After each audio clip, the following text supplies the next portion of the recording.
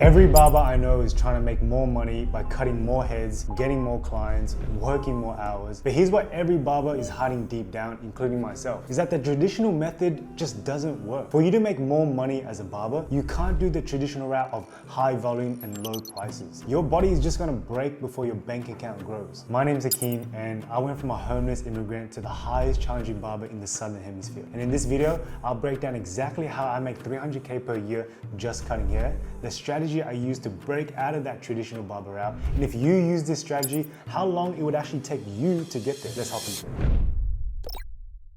The crazy thing is that once upon a time, I was in that traditional route as well. So during January 2021, I became full-time cutting hair at $35 a cut. And I was making like 3 to 6K at the time, and you can see the screenshot right here, $30 for a skin fade. Then I went from $35 to $45 a cut. So I raised it by $10, and it took me 12 months. I was stuck at $35 for 12 months, and then I raised my prices from $45 to $65, and that took me 6 months. Now, I was stuck in this time frame at this income price for 18 months. So during this stage, it was like the hardest income barrier to overcome. It was so hard, right? I just couldn't seem to get out. And I thought to myself like, man, okay, I'm at 35 to 60. So at this income range, I was like, man, how am I gonna make more money? So I did the math, right? You know, Asians are good at maths, right? So $40 to $50 a cut. I thought to myself, okay, if I wanted to make 300K per year, divide that by 12, I need to make 25K a month. So I thought, okay, how many haircuts do I need to do at a $50 price range to make 25K a month? 25K divided by $50 a cut, I need to do 500 haircuts.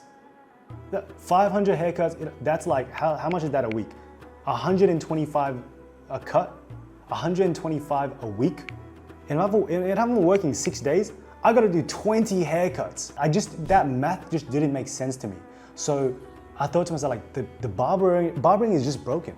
So this range from $35 to like $60 a cut, like I was making 3 to 6K. This range is the hardest income range to get past. But once I cracked this one thing, that allowed me to go from 65 to 90, $90 a haircut, to $125 a haircut, 125 to 175, now at $250 a cut, raising my prices 7 times in less than 13 months. And that was because I cracked personal branding. That's what allowed me to be able to get these crazy prices and make 300K. Because now it is way easier to make 300K, let's say 25K a month. Divide that by 250. I only cut 100 cuts per month. Divide that by 4 weeks. I only cut 25 cuts per week. And if I work 5 days a week, so I only cut 5 cuts a day. So I'm only really working 5 hours a day, just cutting hair. And the other day, like 2 hours, I'm like editing my videos and I'm like hanging out with my family, doing Muay Thai, playing basketball. So getting 100 cuts at $250 a cut is way easier than doing 500 cuts at $50 a cut. The traditional route of low prices, high volume is just broken. Like the economics just does not make sense. But the high ticket barber model is low volume and high prices. That's how you're able to work less and make more. What's beautiful about this is that personal branding creates attention. And why it's so important now is when you have that personal aspect towards it, that attention is way more high quality. And the reason why this is so important in barbering now is that it's an attention economy now. We live in this world where everyone's glued to their phone. And nowadays it's so much harder to be able to compete and get booked out because you're not just competing with other barbers in your city. You're competing with people in other industries scrolling on their phone. Literally just 3 to 4 years ago, you can put up just a really quality cut and it's just a photo and you will get bookings. But nowadays, it's just way more competitive and the bar has been increased. And the thing is that us barbers, we neglect this. We don't want to go on marketing and we don't want to be on camera because we have to deal with some form of rejection because you post yourself out there, you get rejected. So you don't want to do it. But marketing is one of the first most important pillars of a business. Someone can't buy from you if they don't know who you are. That's why this is so important. Money follows attention, right? The more attention you get, money will follow. And I'm not saying it in this cringy way or like this Jake Paul way. You have to get quality attention. Now, first off, like, why does money follow attention? Think of it like this. It's like a hot dog stand. You can have the worst hot dogs. It's like $2 from your local market. But if 2 million people are around that hot dog stand, no matter how bad that hot dog stand is, even if just 1% of that 2 million, that's 20,000 people that's buying from that hot dog stand. Now, if he sells it for just $2, right, he's making $40,000 a month. That's the power of attention here. When I realized this, I was like, man, okay, I learned this frame around when I was at that 3 to 6K range. And I realized, okay, cool, I'm gonna get attention. And when I started this, right, I started being on social media, and then I got a little bit of views. And that's when I learned that there is types of attention and types of content. There's educational content and there's entertainment content. Now, I was making entertaining content. I was like, doing copying other barbers, copying trends, and that got me views, but that didn't turn into bookings. I started to learn more about this because barbering content is very different to other content. It's very specific because we have to cut hair. We're not putting ourselves, we're putting the haircut, the client. So I learned that entertaining content gets views and it's like shock factor, right? But you need to create educational content because educational content serves a purpose. It solves a problem. Because you can put a bikini on and you can get a lot of views and attention, but that just won't necessarily turn into a booking. This is when I really learned what it means to have a valuable service.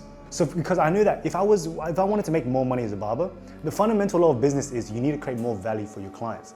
So how do you do that? Value is created when pain is alleviated. So you need to solve a problem for your client in order for you to get more money.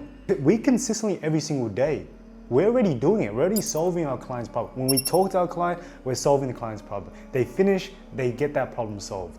The only difference now is that it clicked in my mind that I'm already doing it. I just need to show it. I just need to document it and communicate that in my page, my Instagram, my TikTok, and show people that. That's what the biggest unlock. This is when I learned from multiple different ways to market and social media. But how does that actually apply to barbering? Because barber content is very specific. It's different, right? We have to cut hair and we have to angle ourselves, and it's very different to normal content. And I learned that when I was stuck at that 3 to 6K range, that $35 to $60 range, was because of this. I was so pointing the camera at my client all the time. What really got me out of that and was able to go from 65 up was I started putting myself. I started sharing my voice. I started showing who I was. That's what got me to be able to start making $300K per year. That's what enabled me to start making more as a barber, because people are not buying for a haircut. They're buying into you as well. So the traditional way is just pointing your camera at the client because it's comfortable. You're not getting rejected. If you're posting your client, you can blame why that video did not well because the haircut was bad, maybe the client wasn't handsome. But when you're putting yourself and you're putting your voice on camera, you putting yourself up to be rejected every single day, right? The fear is actually really holding you back. So if a video doesn't do well, it's because of you and you have to swallow that. But that was the shift that allowed me. And when I cracked that personal branding skill set, that's what enabled me to charge more. Because think about it like this, the biggest brands, they're able to charge triple, quadruple for their product because of branding. Think of it like LV. You can have a shirt, there's no human logical sense for you to pay a shirt that costs $5 from Walmart and pay $500. It's because of branding. Branding creates this pricing power and it multiplies it. And that's exactly what I did in order to get me to cross that range from becoming a traditional barber to becoming a high ticket barber. Personal branding, because that's what created that pricing power. Now the thing is that, this worked for me and this worked for myself, but how's this proven? The crazy thing is that this worked for other barbers as well. When I started and I got to my tip, I maximized what I could do in my business. Other barbers started reaching out to me and it were people in my city. So I was like, you know what, I started barbering because I wanted to serve. I wanted to help people. I simply helped the barbers around me for free because I just wanted them to grow, and I believe that success is not a commodity. It's not a unit. It's not something that you can just, it's gone. Success is abundant. So I knew that there's plenty of clients to go around and I wanted to help. So I started helping barbers around me, and like one of Prasad, he started growing and he got to $100 a cut. He grew his personal brand, he bought a camera, and he got to $200 a cut. And he's literally like the barber just down my city. And he's a good mate of mine now. And then I started doing it to like other states, right, in Australia. So it was like different state for me. And crossed 10K a month through posting content and personal branding. And the thing is that like Brian, he was just posting haircuts as well. But when he started posting himself, he started unlocking what his strengths are so he can double down on. And what is his weaknesses so he can just go away. You need to be able to know what your unfair advantage, what your strengths are so you can really like, okay, this is where I excel at, so I'm gonna lean into that, right? If you try copy other barbers and you try copy what you see, that's the mistake that I see barbers now, is that when they copy, you can't replicate it. That's what makes you a one-hit wonder, right? And you can't do it over again. If you can master the skill of personal branding where you're able to just be on camera, you be yourself, right?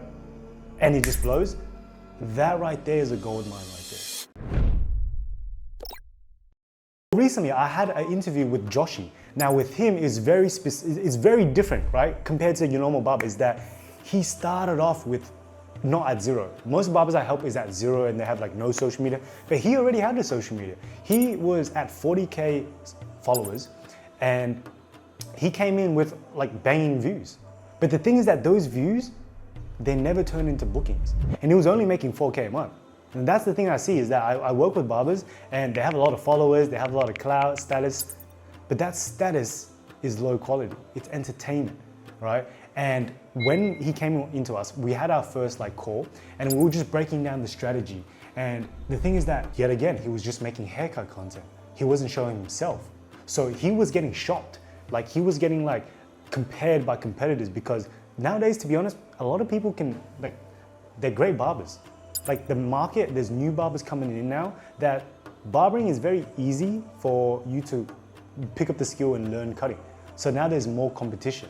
So you have to be able to separate yourself. And that's what Joshi didn't have, right? He could cut hair, but people don't know who he was. People didn't know what he even looked like, right? So when we started putting the personal branding in, we started sharing his voice, started putting his face on camera. He was very scared, right? He's quite more of a shy person, but once we leaned into the format and the content style that it worked for him, that's what enabled him to like really excel. So you gotta be able to find out what your content format is. So if you want that content format that'll be right for you, check out my video. I explain every barber content format so you can pick your one. I'll link it in the description. And also I have Joshi's interview where you can see how he did it. And now he's at 18K a month. He has his own private studio. He has like his own affiliate link.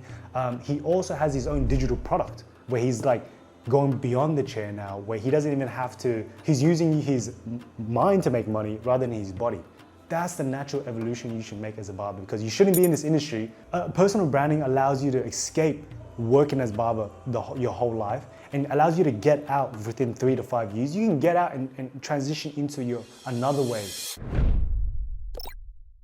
That's how I made 300K per year as a barber.